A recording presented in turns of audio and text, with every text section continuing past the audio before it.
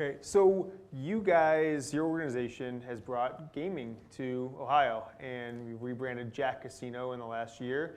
Talk about what that has brought to the city of Cleveland, what effect it's had on the greater community, and what your role is. Well, I'll tell you, so I'm fortunate enough, I mean, I'm one of 7 principals, but Dan's the largest, and I'm sort of at the lower end of that totem pole. But I'll tell you about the genesis of that. So from going back in time, and this is going back in 2008, so there had been, if you look at that point in time, there was no gaming in the state of Ohio.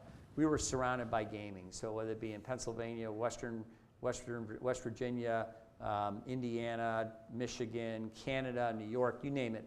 And over $2 billion was leaving the states annually, all the jobs, whatever the case. So it was part of that. So effectively, we were surrounded at that point. 4 prior constitutional amendments had failed. And what they had called for, and the one prior to that, which really caused us to think, and Dan to think, was in 2008, there was a constitutional amendment that called for a single casino in a cornfield between Dayton and Cincinnati.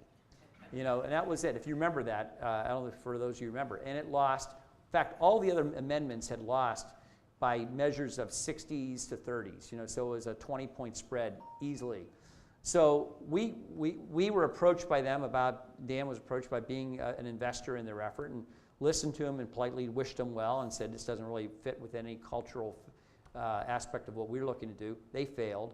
And so we did some polling and found out that the vast majority of people in Ohio, I mean a huge vast majority, favored having gaming in Ohio. So it was almost inverse to the vote. And it was like, well, what's wrong with this picture? And then we asked other questions. Would you like it part of a urban, suburban, or rural experience?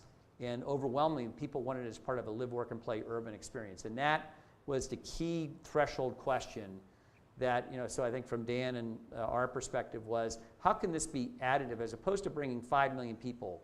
So Jack Entertainment Downtown brings up upwards of 5 million people to downtown Cleveland. Instead of having 5 million people come to some location 30 miles away from town in a nice little, you know, off the highway, drive into a black hole and then come back, how do we make this additive, accretive to the downtown impact? And so that guided, so we partnered with Penn National Gaming. The other aspect of it through the polling was the 4 largest urban markets in Ohio, so Cleveland, Cincinnati, you know, Columbus, and Toledo, that even the tax policy was geared towards urban markets. So it'd be in these urban markets, and the money was to come back to the local community so people can determine that impact. So the money comes back to the counties, and then in the case of the 8 largest cities in the state, 50% of that, instead of going just to the county, goes to the city. So Cleveland gets 50% of the revenue, and it's all per capita basis. And so that, not only is it the additive activity, so here you have another attraction, Playhouse Square, the Rock and Roll Hall of Fame, all of our sports venues, our convention center, it becomes additive. And by the way, casinos are one of the top 5 attractions for conventions in terms of what amenities are nearby, so it adds to that marketplace. And then on top of that, the tax policy, where that money comes local, which the casino tax dollars here largely have been used for economic impact and economic development projects. So it's all about being additive, accretive, and Jack Entertainment Casino is the largest purchaser of restaurant meals and hotel rooms in downtown Cleveland.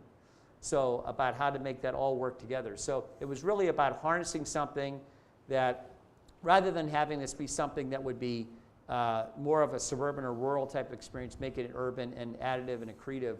And you know, it's been amazing in terms of the continued evolution here. Jack Casino now, if you look at the Higbee building, and those of you who probably remember the Higbee building, for those of you who aren't from here, but if you ever saw Christmas Story, the movie, that's at Higbee's in Cleveland and downtown, but that building was basically vacant. Public Square was a sewer pit, and the Higbee building was vacant, and so what that did, the Jack Casino brought life back to the Higbee building, and ultimately was catalytic in a lot of the other efforts, and as we've seen with Public Square. And it's amazing how things have continued to evolve now in the city. But when you look at Cleveland last year, we had a record number of visitors to downtown Cleveland, 13 million. If you look at the Jack Casino, upwards of 5 million come from Jack Casino. If you look at the Q, that's 2 million, and Progressive Field now, upwards and hopefully getting closer to 2 million as the Indians playing phenomenal baseball.